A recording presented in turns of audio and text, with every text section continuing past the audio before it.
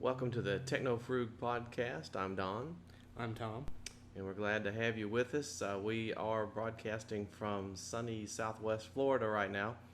Normally we would be in Kentucky, but there's a reason that we're in Florida in February.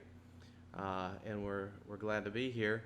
And it has to do with a project that we did, a shared economy project using Airbnb. And rather than try and cover everything, because we're sort of in the middle of the project right now, we'll cover a little bit of the beginning and our concepts of Airbnb. But if you're thinking about trying Airbnb as guest or host, we hopefully will have a little bit to share with you and see how this little project of ours goes.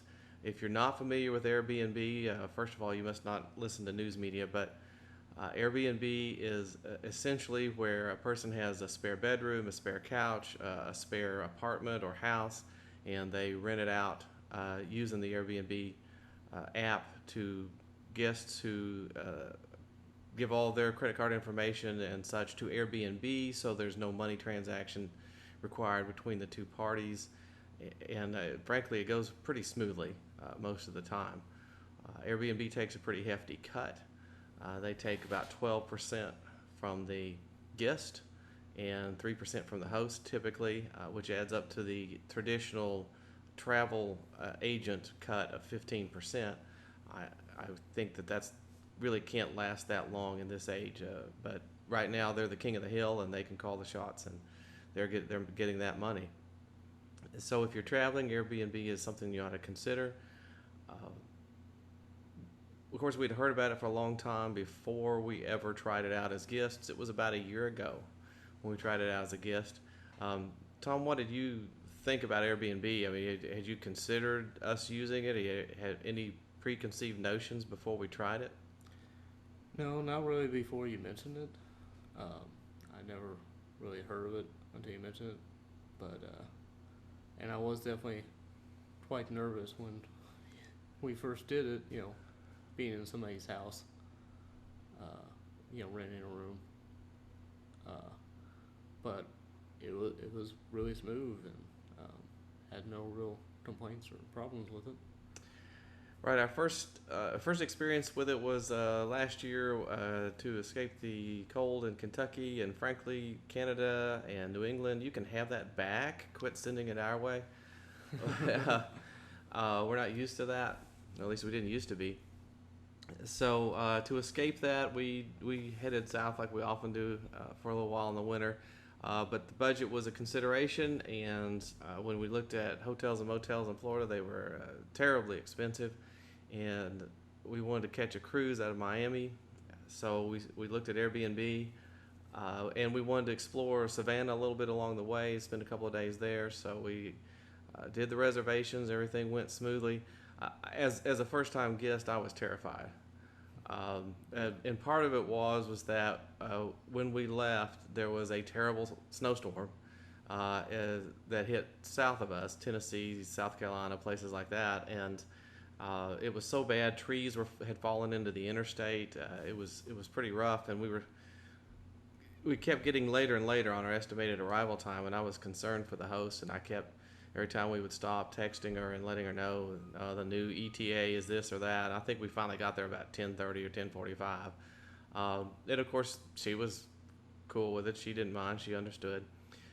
In these cases, when we were renting a private room in someone's home, and so I think that is a little bit nerve-wracking. But it had had its own bath, and she threw up an air mattress for us, and we went to it and came and went as we pleased.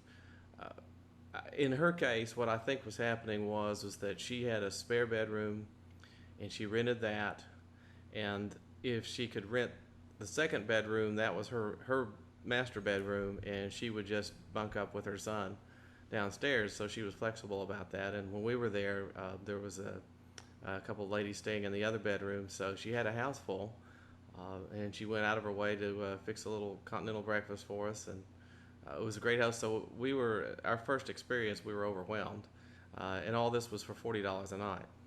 And in my preconceived notion, my intent with Airbnb was all about saving money. I really hadn't considered it as anything else other than a money saver. Yeah. Because there's a certain amount of nervousness or you expect to do with less than you would at a hotel. In this case, honestly, other than the fact that we felt a little uncomfortable going into someone's home who was actually perfectly comfortable having us there, it may have been better. I mean, the breakfast was personal and there was conversation with the host, and we came and went as we pleased. But as a first-time guest, we were pretty terrified. Yeah. I would Definitely. say. And then the next, after we left Savannah, we stayed with a couple in Boynton Beach, and they were in a nice condo complex that either was looking the other way on them hosting or just simply allowed it. And they had a very nice bedroom, again with its own bath, and we stayed there. Now that was $80 because when you got into Southeast Florida and you tried to find a motel room, I looked.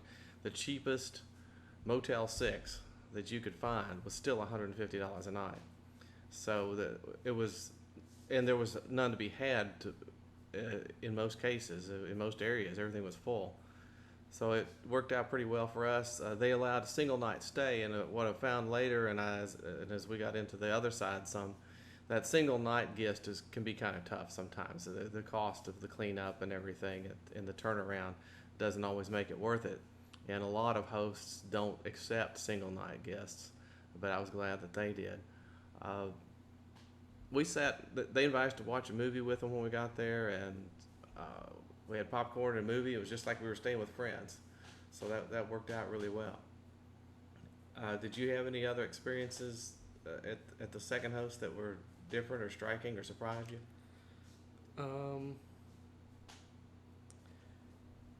Let's see. Well, they showed that first they were watching a movie.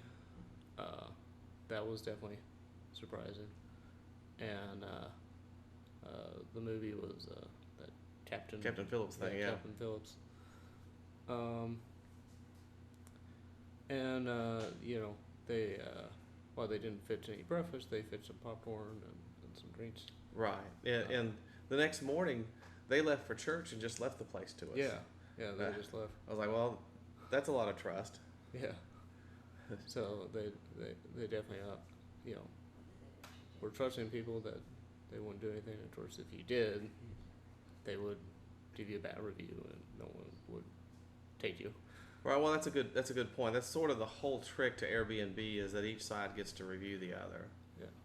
And of course, we were just sort of ecstatic with the whole thing, and both hosts were great. So it's 5 stars all around.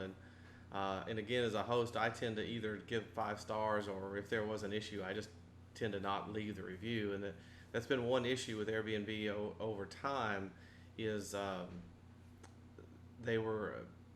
Before, if someone left you a review, you could see it. And if you saw it and you saw that it was negative, then immediately people would pop back and leave an equally or worse negative review for the other party. That didn't happen a lot because most of the time this goes well, but they changed it recently to where both parties have 14 days after the end of the stay to leave a review. And you can't see the other review if they leave it first. You'll know that they've left one, but you won't know what it is or how many stars. It's a 5-star system, and so that way you're forced to leave a little bit more honest review of things. It's not always fair to the host. Sometimes guests can be unreasonable in their expectations, but this is a lot better system than mutual assured destruction, where you destroy each other's ratings. But what I found was that was pretty rare. I've really only come across one incident, even under the old system, where somebody got into sort of a tit-for-tat negative rating battle. in a review, because most people are just, even if it doesn't meet their expectations, they know they're dealing with real people. It's not like they stayed at a Howard Johnson's and it didn't quite live up to their expectations and it's impersonal. They know that they're staying in your home and you're trying your best as a host, and maybe they expected the bedroom to be bigger and it was a little small for them, something like that. Well, they tend to overlook that. They know you're a fellow Airbnb, or there's a sense of community with that. But overall, I thought that it made that trip for us because it enabled us to take our time going down and spend some time in Savannah without the very added expense. Even in Savannah at that time of year, the rooms were running $125, $150 a night for the cheapest rooms. So at $40 a night, you couldn't beat it. And again, the host gave us some advice on what to see, and she gave us some food. So it was tremendous, and the whole trip was a good trip, and a big part of it was Airbnb. So we were sort of sold at that point. Definitely. Then a little time passed, and we own some real estate in Central Kentucky, and like everyone, we've been through a pretty hard time with it after the mortgage crisis created by the banks destroyed so much equity and value in the markets in general. And it was coming to the conclusion that financially they were just not going to be worth holding with the normal rents to regular long-term renters. They did too much damage. You spent too much time in collections. All the screening in the world only helped marginally to get you better tenants. So I began to formulate, because as soon as I saw the hosts were making $40 to $80 a night off of a spare bedroom, you know what happens. You start thinking, hey, what if I can do that? How can I do that? What arrangement could we do? Our home is not well suited to do that, to do the spare bedroom routine, but we did have these small apartments. So after a lot of thought, I said we've got to give this a shot, and we're going to convert this and become hosts after only being guests twice. So I began to crunch numbers to get an idea of what I would need. I estimated how much it would cost to convert, because you have to furnish, and of course normal rentals are typically unfurnished. You have to understand the needs of your guests, and you're going to have to provide all the things in the kitchen that someone staying for a week or two might want if they were going to prepare some meals for themselves. All those little factors. And I knew it would be rough, and we would have to learn sort of by making mistakes. But it didn't go too badly. It cost a lot more to furnish than I was expecting. I think if we had time where I could hit the thrift shops more for some of the furniture, we might do better. But the plan was to use IKEA. There's an IKEA about 2 hours away from us. And that's a pretty efficient store. If you know what you want ahead of time and you can create your list, it'll tell you which aisle and bin, and the furniture, of course, is packed very tightly and small. So with a minivan, I was able to haul 2 beds, a couch, bar stools, kitchen table, kitchen chairs, lots of little knickknacks and things with room to spare in a minivan.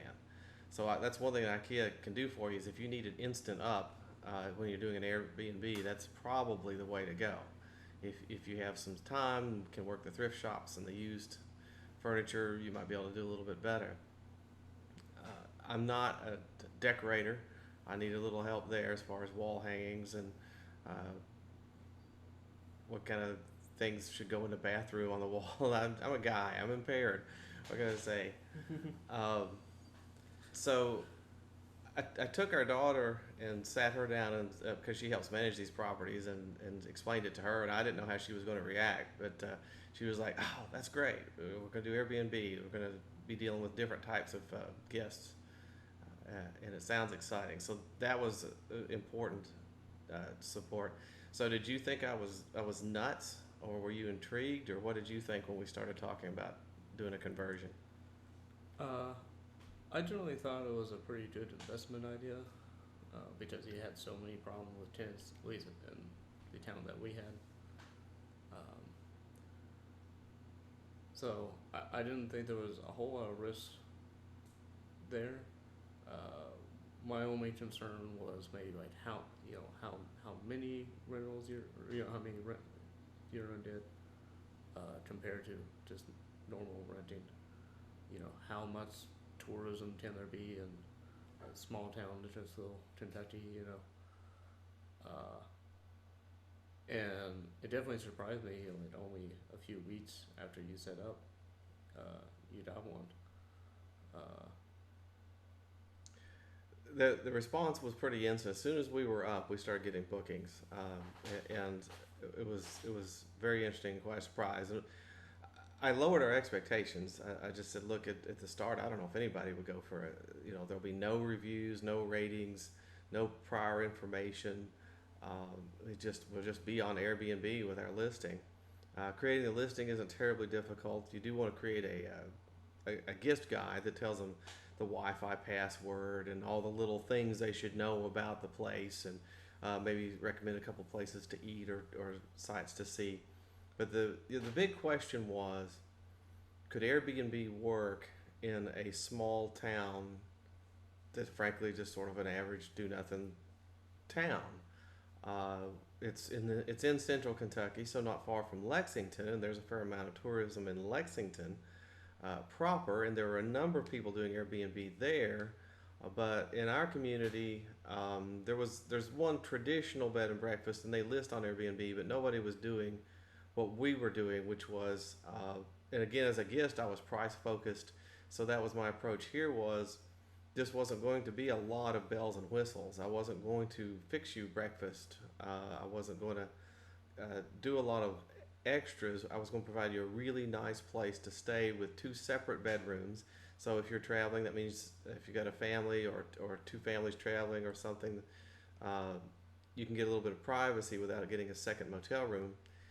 And we were aiming to keep our cost below that of any of the motels in the area, which was fairly easy.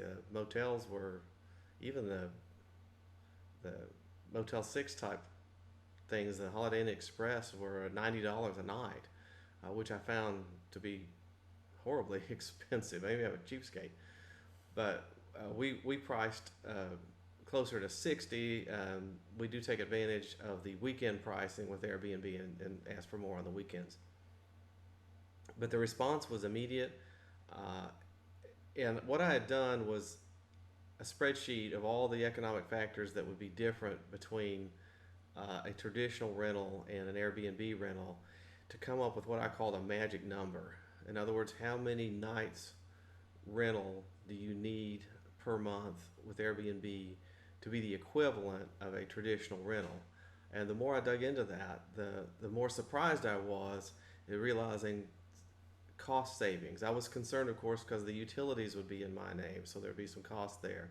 I'd be paying for some internet. And so that's a variable that you can't 100% account for. But on the other hand, we were going to have none of the typical, I assumed, I really assumed that Airbnb guests were going to be decent guests. The tenant tear-ups that we typically get in a regular rental when they do the move out, and you go in there and your jaw drops, and like this place is a disaster. We're gonna have to pull carpet, and we're gonna have to do this, we're gonna have to do that. And I have years of data on that as to what the true cost was, and we had a lot of experience at reducing that cost and coming in with relatively cheap solutions. But when you factor that in, that your what should be long-term maintenance, carpet, paint, appliances, all of those things were going to be reduced greatly with Airbnb. It helped a lot. And when I came up with the number for the Airbnb, the number I settled at was about 8 nights a month. And that's what encouraged me, because I thought, wow, 8 nights a month. Now there's a lot to consider, tenant vacancies, but once I started factoring all that in, at first I thought the magic number might be 15 nights a month, and I wasn't sure. I thought, wow, that could be pretty tough to rent it out half the time. But as we got each factor in, each cost, I pulled out the books and could see what I was paying for each each landlord cost and what that would probably change under an Airbnb model.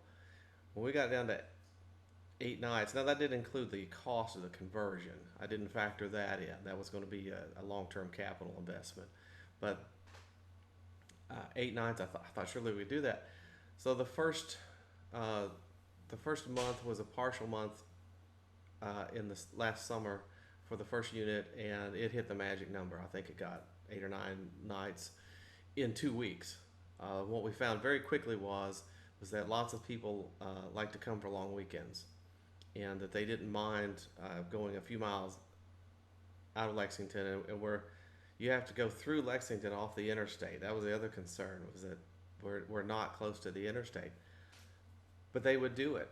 We found people wanting to look at horse farms and distilleries and such, and typical tourism. And it was immediate, where people just booked some people booked a few days out, some people book a month out. But we started filling the dates pretty quickly. But then we started to get educated as to why it can work in a location that's not thought of as a tourist destination. And we got contacted by someone who was in Ecuador, but her family lived in an even smaller town that's just about 5 miles away from us. And there had been a death in the family, and she needed to come home for a few weeks to handle the estate. And we hadn't really thought about those kinds of rentals. So she stayed for 3 weeks. Obviously, that met the magic number and far exceeded it. And we were still getting bookings for the other. So with those first months being that successful, we went ahead and converted a second unit. Another trip up to Cincinnati for the IKEA store and the conversion. And sure enough, we started getting bookings in both, and both were meeting their magic number. So then the question began, like you asked, well, how many can you do? There still has to be a limit. There still can't be that much demand. And we don't know the answer to that. We're still at 2 there. And the more immediate question was, what happens in the cold weather months? What can you do there? And now being in February, we've got a little more data. And what we found was that lots of families come in to visit for holidays and don't always want to stay with the family they're visiting, or it's just not enough space. And so we found that Thanksgiving and Christmas were fine. I was figuring that would do well. Right. So for November and December, I think we fell just short of the magic numbers, but we already knew that would be fine when we factored in the warm weather months going so far above them. And then in January, that was I thought, January and February, that's where we're going to just die. But January was fine. It met the magic numbers, largely because there is a university in that even smaller town nearby, and there's insufficient housing. So we were getting people coming in for seminars that were being held at the university. We had a family stay that their daughter was starting school there in January, and they wanted to spend about a week there, and they were on a house hunt to look to live in the area. So these things can happen anywhere. It doesn't have to be Miami or San Francisco or New York City in order to Airbnb. People need temporary furnished housing just about anywhere.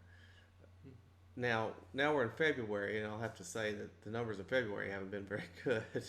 we may see that's the month for Central Kentucky. That there's no holiday driving it. There's no particular nearby school related activities driving it.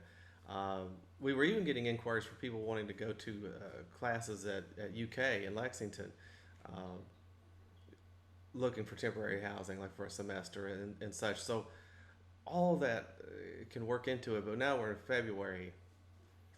There's no real driver. But we're already seeing bookings for March and April. So I think February is going to be the month, and how bad February is will let us know how much the good months have to overcome it. So when we crunched all the numbers, it just looked good. There's some hidden benefits too. We've met a lot of really cool people. Some of them have already booked again to come back. So it's a relationship builder. It's just a better class of. I don't want to use the word tenant, but that's what they are. It's a better class of tenant than you typically get, and makes the property more valuable in terms of its cash flow overall. We don't have a full year's worth of data, but I think we're getting a pretty good picture at this point. So that started us thinking, where can we go with this, and what kind of experiment can we do? And we'll talk about this more in the next podcast. But we started thinking about, could we really change how we live and where we live using Airbnb? It would be nice to try something different. So yes, we are broadcasting from Southwest Florida, and there's a story related to Airbnb about how we got here and how this experiment's going. And in the next podcast, we'll talk a little bit about the planning. And while on this first part of the experiment, I handle that more. In the planning, Tom, we had to really kick that around a lot. We had to sit down and do a lot of discussion. So I'm going to ask you a lot more questions in that one.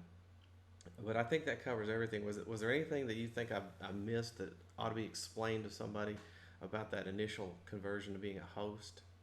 I wanted you to talk about more about the doorknobs with the number keys on them. Right. I think that would be a good idea to talk about. Right. One of the things you really need to do, because in these cases, these are not the house that we live in, so we're not just there, and I'm not really comfortable leaving keys under mats and such. So we looked at a number of technical solutions, both for thermostats and for entry.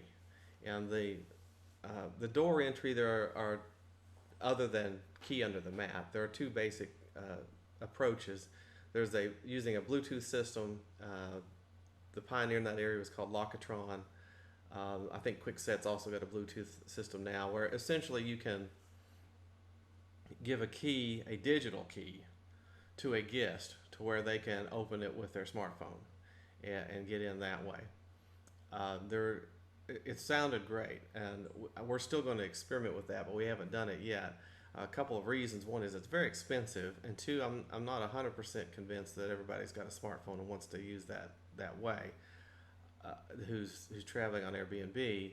There are backups. Usually, there's still some physical way you can get them in, but there's another key punch system that I believe this was by Quickset too, where it's a code, but it's not a separate code box. The code box is in the doorknob itself, so it looks a little funny, but it's an easy install. There's nothing special to install with it, and so you just replace the regular doorknob with the key punch doorknob. There are 4 batteries that go in it.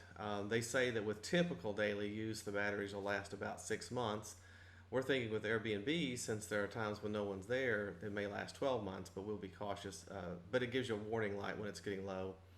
And there's a backup external battery pack that you can plug in. So if it dies or a battery comes loose and the whole system goes down, you can still get in with this external pack. You just plug it into the bottom of the doorknob and it lights up.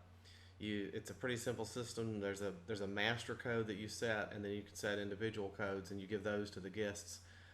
The guests have really loved it so far, because then we don't have the key exchange. That's one of the biggest headaches in the Airbnb business, is the key exchange. If somebody's late, and when you're traveling, you're very often going to be late. We just give them the combination to get in a day or so before they arrive, and that we've had very few problems. We had one lady who was a little confused, but as soon as she called me, she realized that she wasn't as confused as she thought, and got in pretty well. And this allows them a little peace of mind. They don't have to return a key. The checkout is just leave. You just take off. You don't have to track me down or put it back under a mat or anything like that. And the cost on these was $55-$60 a piece. When you compare that to the cost of the Bluetooth ones, which run $250-$275, this seems like a much more equitable solution, and we've used that to this point with pretty good success. The thermostats um, what I had read and the sort of the pioneer in this area is the Nest, and so we tried one out at our home, and I have to say it was pretty much an epic fail. Um, the Nest is it attempts great things, but doesn't do them very well, and can really make your life a nightmare. Uh, it, you would think it's just a thermostat. What can it do to me? But if you're away from home and trying to save money, and you're leaving on the auto save, it's probably going to go wrong, and you're going to find it has a lot of software that tries to figure out what your habits are when you're home, when you're not home, and it tries to turn the temperature up and down based on that. And you just want to turn that off if you have. It doesn't work. We also found that it really messed with our HVAC system. There were times when it would heat all the time, cool all the time, when it shouldn't have. It would heat when it should cool.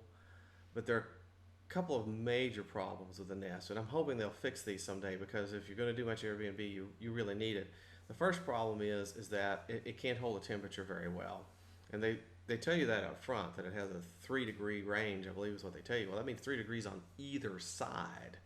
Well, for most people, at least for me, the 6 degrees difference on an interior can be the difference between freezing to death and being, okay, or even a little warm. So that didn't do very well, because you have these wide variances. But also, there's no auto setting. In a lot of places, especially in the spring and the fall, you want it to be able to bring the heat on at night and the air conditioning on during the day, and the Nest can't do that. So I don't know how that means remotely you're going to be sitting there monitoring all of your thermostats. Yeah. It's like, okay, it's time for me to switch over to cool, for the occupant, or the GIS can manually override it there, but it's very intimidating. The thermostat has a lot of information on it that can get intimidating if the tenant or the guest tries to get into it. So the technology's coming. I think we're going to have it, but definitely you need some kind of solution on the keys. If you just have one Airbnb property and you're always there, or it's your home, then that's not a big deal. But if not, I'd recommend getting some kind of a keypad system. I agree. There's other technology that some of it's more mundane that we're finding is pretty helpful, like soap dispensers and shampoo dispensers and things like that. Guests are generally going to expect you to leave those kinds of things, even if most of them bring their own. It's just kind of reassuring to know that they've got some. And we found that rather than leaving bars of soap around, which gets squishy and messy and whatnot, we use liquid soap and liquid dispensers for those kind of things. And they're a lot cheaper than you would think they would be. Right, we put some shower dispensers in recently. I think they were about $30 a piece, and mount pretty well. And so you can put like a body wash on one side and a shampoo on the other side, and it works pretty well. Because when we go on cruises like Carnival, that's how they are on the ships anyway. Is it's all set up for their housekeeping, and it makes a lot of sense. You can tell when they're getting near empty and when they need to be refilled. So at a glance, you can just go in and look and between guests and see if you need to refill those.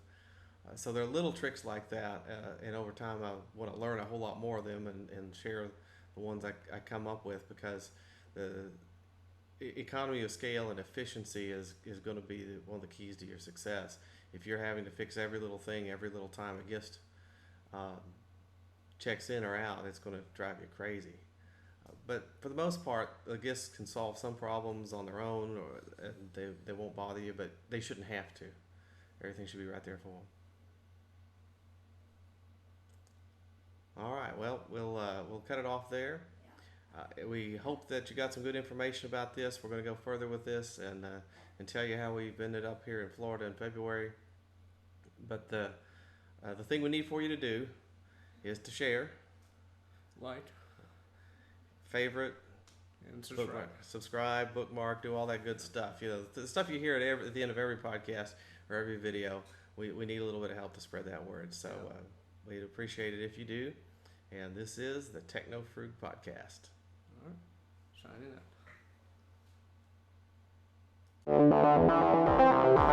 out.